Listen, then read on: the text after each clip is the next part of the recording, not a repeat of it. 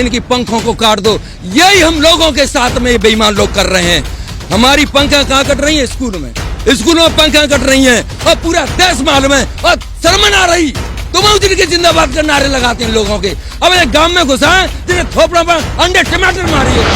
छोटे छोटे बच्चे रामदास सिकरवार का जिंदाबाद का नारा लगा रहे थे और उनके अंडरवियर फटे हुए थे, पैरों में जूते नहीं थे। और फिर मुझे नेता कहलाने का हक नहीं बनता है।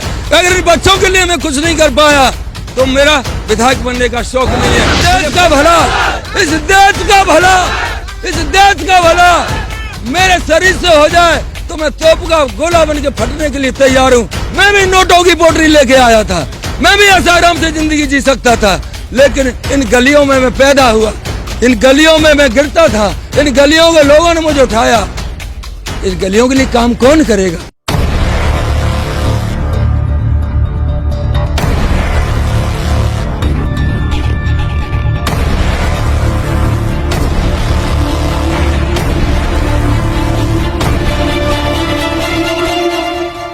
नमस्कार, मैं हूं योगेश कांत और आप देख रहे हो खबर एक्सपर्ट। खबर एक्सपर्ट पिछले कई दिनों से चुनावी कवरेज कर रहा है। उसी के तहत आज हम खैरागढ़ विधानसभा में हैं। यहां का समीकरण कुछ अलग ही है। यहां किस तरीके का माहौल है? दरअसल कांग्रेस ने एक ऐसा प्रत्याशी उतार के मैदान में कर दिया है कि सामने वाली जितने भी विपक्ष की पार्टियां हैं उनके पास उसका कोई तोड़ नहीं है।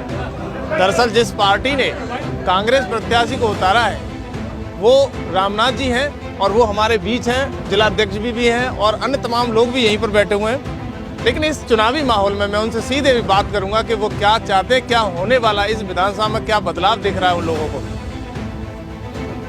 दादा, आपको क्या लग रहा है 2022 में क्या होने वाला है इस विधानसभा में? 2022 में खैरागढ़ तहसील में वो इतिहास लिखा जा रहा है जो आज तक नहीं लिखा गया है। आज नेताओं ने जाति, पार्टी, धर्म, हिंदू मुस्लिम के नाम पर जो दरारें डाल रखी हैं वो दरारें अब एक हो गई हैं। यहाँ कोई दरार नहीं है और सब जाति धर्म के लोग इकट्ठे होकर के हाथ के पंजे पे बटन दबाने का मन बना लिया है। आज मुझे नहीं लग रहा कि कोई विपक्ष में है। जो विपक्ष वाले हैं गांव में घुसते हैं तो उनके साथ कोई चल ही नहीं रहा है। वो पैसे वाले हो सकते हैं, हमारे पास पैसे की कमी जरूर है, लेकिन जो 17 वर्षों से हमने क्षेत्र में काम किया है वो लोगों के दिल में बसा हुआ है और निकल के आ रहा है। जो लोग हैं चुनाव को बिगाड़ने की कोशिश करते हैं वो अकेले खड़े रह गए, उनके नीचे की ढाई टूट गई है। अब इस खैरागढ़ तहसील से जो इतिहास लिखा जाएगा इसलिए लखनऊ तक आवाज जाएगी, हिंदुस्तान में आवाज जाएगी और बहुत एक एग्जाम्पलरी निर्णय यहाँ से आने वाला है। जिस तरीके का मैंने आपकी जमीनी हकीकत देखी है, मैं कई वर्षों से आपको फॉलो भी करता हूँ। आपने साइकिल पर जाकर, आपने मोटरसाइकिल पर जाकर, आपने कार में जाकर प्रचार किया है, जन जन के बीच एक मैसेज दिया है कि एक व्यक्ति भी कुछ भी कर सकता है। आज उसी का परिणाम है कि ये हजारों की संख्या में समर्थक आपके पास हैं, आपका प्यार है इनके लिए। क्या कहेंगे आप? भैया, सेना से हम जब आए यहाँ पर हम नहीं जानते थे दुनिया क्या है।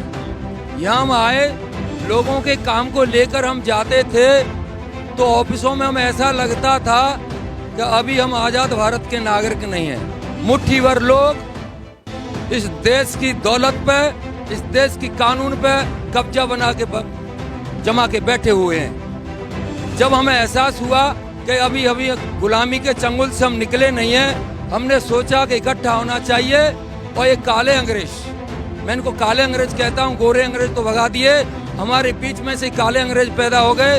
इन काले अंग्रेजों के खिलाफ लड़ने के लिए एक ताकत की जरूरत है। फिर हमने लक्ष्मण सेना के एक संगठन गठन किया और इन्हीं के खिलाफ आंदोलन छेड़े और जनता ने, क्षेत्र की ने मेरा बहुत साथ दिया है जिनको शब्दों में बयान नहीं कर सकता हूँ। इस तरीके की बात कर रहे हो काले अंग्रेज, यानी आप मानते हो कि भाजपा काले अंग्रेजों की तरह शासन कर रही है? मैं किसी पार्टी के ऊपर उंगली उठाना नहीं चाहूंगा, क्योंकि मैंने देखा है पार्टियों के अंदर ज्यादातर नेता, जो तो अच्छे लोग भी हर पार्टी के अंदर, लेकिन ज्यादातर ऐसे हैं कि जिनके नियम सिद्धांत नहीं है। जैसे बंदर है ना, कभी इस डाली पे, कभी उस डाली पे, कभी उस डाली पे, इस तरह से छलांग मारते रहते हैं। तो मेरा तो जनता से ही कहना है, अब जाति, पार्टी, धर्म के नाम पर वोट न दे करके व्यक्ति को वोट दें, हिंदुस्तान में बदलाव लाना चाहते हैं। जी, जिस तरीके का 2017 में एकदम परचम के साथ बीजेपी आई, उसके बाद आपके क्षेत्र में विकास नहीं हुआ। हमने कई जगह सर्वे किया, उस दौरान हमने देखा भी, परखा भी, लोगों से बातचीत भी की। आगे आपकी क्या प्रायोरिटी रहेगी, कैसे विकास करेंगे? भैया, पहले जो वोटिंग हुई थी, जनता बहुत भोली है, बहुत सीधी है, और कंपनियों में कुछ नाटकबाज है, नाटक कंपनी जैसी बन गई। यहाँ पर कुछ नेता बहरुपिया जैसे हैं, टेलीविजन पे बैठ करके गोल मटोल चिकने चिपड़े चेहरे वाले लोगों को मीठी मीठी बातें करते हैं, वो अंदर से जहर से भरे हुए हैं। इन्होंने बड़ा नाटक किया, लोगों को जाल में फंसा लिया और इनको वोट दे गए और समाज का सत्यानाश कर दिया। अब खेरागढ़ तहसील में नाटक कंपनी वाले नेता नहीं चलेंगे। अगर नाटक कंपनी वाले नेता आए तो जिनके थोपड़ों पे अंडे और टमाटर फेंके जाएंगे। तैयार है ना? हाँ। और ओरिजिनल काम होगा खेरागढ़ तहसील के अंदर। आपके माध्यम से देश के नेताओं को, अधिकारियों को संदेश देना चाहता हूं, अगर जनता ने रामनाथ सिकरवार को विधायक बनाया तो रामनाथ सिकरवार नहीं विधायक होगा, इस क्षेत्र का बच्चा बच्चा विधायक होगा, बच्चे बच्चे में विधायक का करंट होगा। और मेरी तहसील के किसी भी आदमी को छेड़ के कोई देख ले, अगर उसको जेल में ना ठूस दूं तो विधायकी के बाद पर्चे में आग लगा दूंगा।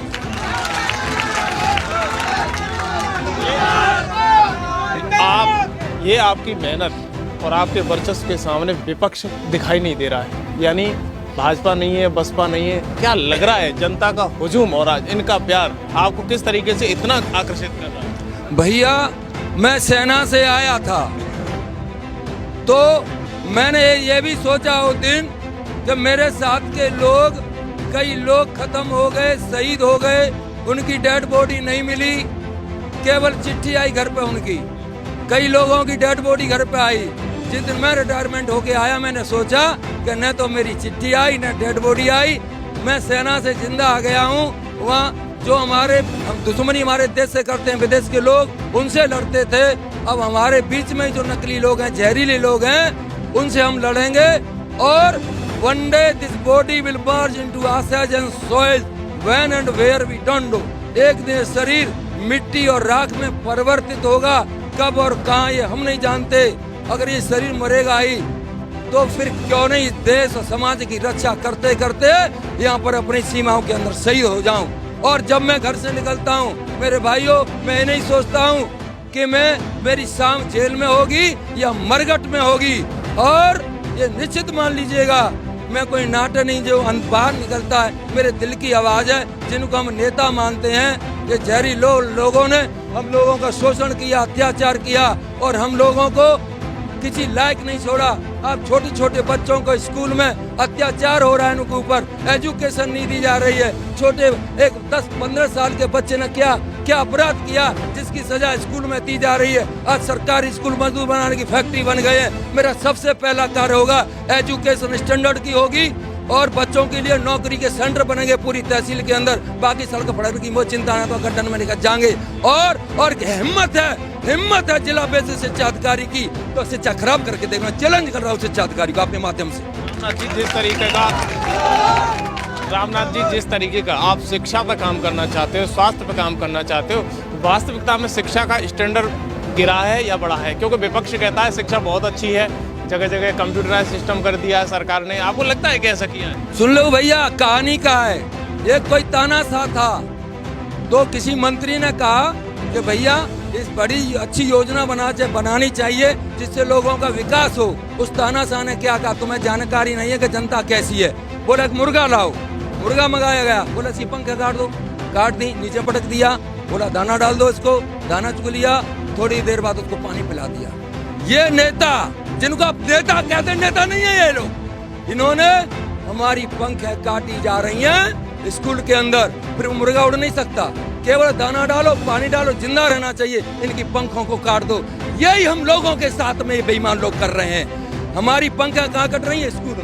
स्कूल में पंखें कट रही हैं और पूरा देश मालूम है। और शर्म आ रही, तुम जिनके जिंदाबाद के नारे लगाते हैं लोगों के। अब एक गांव में घुसा है जिन्हें थोपड़ा पर अंडे टमाटर मारिएगा, पर मुँह तो यूं लगता है जैसे बेईमान है। तुम टमाटर मारेंगे तो मुँह फाड़ देंगे, जिनके मुँह में ले लेंगे टमाटर, खा जाएंगे। इतने बेईमान है लोग। और मुझे हकीकत कह रहा हूं मैं कि अगर खेरागढ़ तहसील में एक सैंपल के तौर पर तहसील नहीं बनी तो फिर मैं उस दिन विधायकी को छोड़ दूंगा। मुझे ऐसी विधायकी नहीं चाहिए। रमनाथ जी, आप जैसे बातें कर रहे हो उसी बातों के साथ अगर आपको जनता सपोर्ट कर रही है, जिस तरीके का माहौल है, मैं क्षेत्र में भी बात करके आया हूँ, क्षेत्र की जनता के भी एक आवाज है कि Ramnath ji is the best man here. तो आपको लगता है कि कहीं ना कहीं जनता की आवाज है आपके लिए, वो आपको आगे बढ़ा रही है? भैया, इनकी मुझे जरूरत है और मेरी इनको जरूरत है। कभी मैं सोचता हूँ कि मेरा गला भरा आता है। एक बार गोगावंद में मैं गया था 2017 के चुनाव में, ऊपर पहाड़ी पे हम चढ़ रहे थे, सर्दी का समय था, छोटे छोटे बच्चे रामदास सिकरवार का जिंदाबाद का नारा लगा रहे थे और उनके अंडरवियर फटे हुए थे, पैरों में जूते नहीं थे। और फिर मुझे नेता कहलाने का हक नहीं बनता है। अगर इन बच्चों के लिए मैं कुछ नहीं कर पाया तो मेरा विधायक बनने का शौक नहीं है। मुझे पद नहीं चाहिए। ये जिंदाबाद के नारे छोटे छोटे बच्चों को आज गाँव में स्कूलों में बर्बाद कर रहे, सबसे ज्यादा मुझे खटक रहा है और वादा कर रहा हूँ आपको भी साथ देना होगा। मेरे पास कोई धन नहीं है, लेकिन आपने साथ दिया, इस सिस्टम को हिला के रख दूंगा मैं।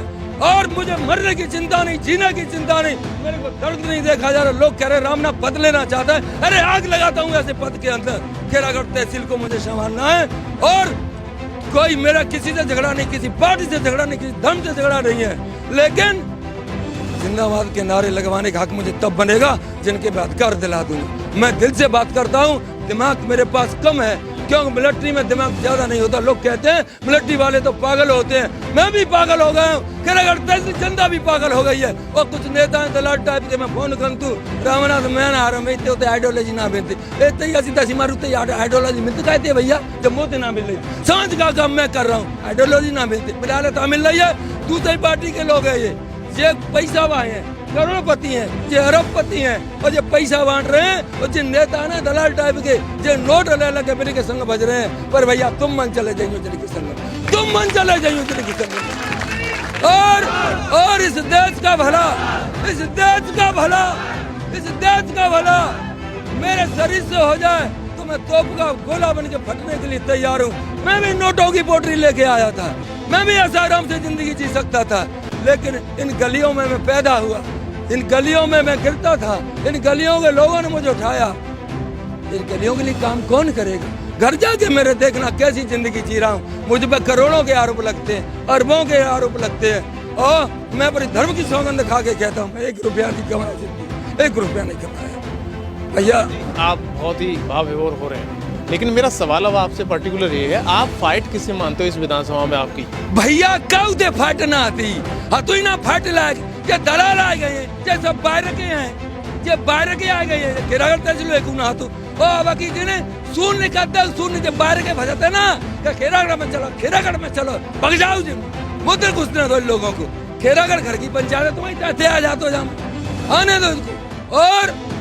और बिल्कुल इसमें व्यवस्था बदलाव है, टक्कर में कोई नहीं है। और अब और मजबूत काम बन गया है कि ठाकरे साहब जी चुनाव लड़ रहे थे निर्दलीय, और उन्होंने मुझे समर्थन दे दिया और वो भी मेरा सहयोग कर रहे हैं। आपके माध्यम से भी ठाकरे साहब का मैं धन्यवाद करना चाहूँगा। और खेरागढ़ तहसील में वो इतिहास बनने जा रहा है, वो इतिहास बनने जा रहा है कि शायद जब अखबार में पन्ने में लिखोगे तो पकवान छोटा पड़ जाएगा।